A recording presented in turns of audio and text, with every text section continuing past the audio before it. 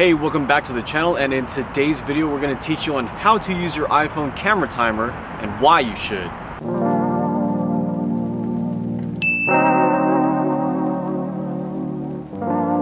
Before you try to take any of these self-timer photos, you should probably do your best to prevent the worst possible scenario, which is running out of storage on your phone before you photograph that valuable moment, which is why you should use Gemini Photos. Gemini Photos is an app that uses AI software to detect all the junk in your photo library, from like blurry photos to duplicate photos or unwanted screenshots, and it all separates them out into categories, and you can go in and select what you want to delete and what you want to keep.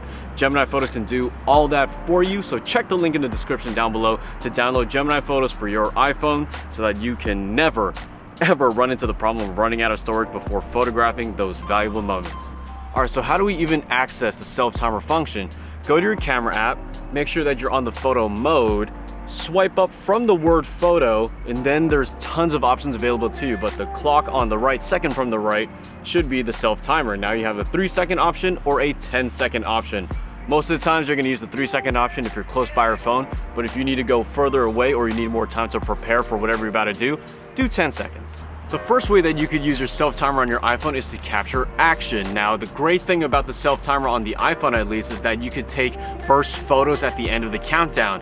You have to make sure you turn that on in your settings and turn off live photos for it to be utilized. Set your phone up on a tripod or maybe on something solid and then do your stunt, and with the burst option you have so many options to choose from. Just in case you either like missed it one frame here or one frame there, you might have a good option in between.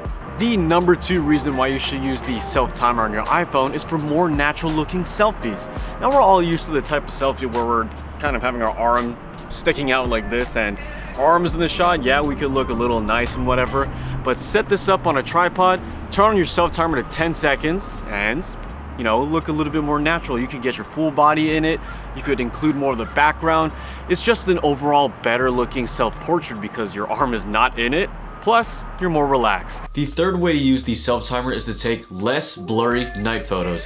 When you're using your iPhone 11 or your iPhone 12 with night mode, it's best to not touch the camera at all to reduce shake. Even the slightest tap on your screen to take the photo will shake the camera enough to make your photo look blurry. So set your phone on a tripod and activate that self-timer so that there's nothing touching the camera at the moment it takes that night mode photo. The fourth way to utilize your self-timer is to take better long exposures. Just like the night mode photos, it's best not to touch your camera when it's about to take a long exposure. So same thing, tripod, self-timer, because you don't want your photo shaking even with the slightest touch when you tap the phone to take the photo.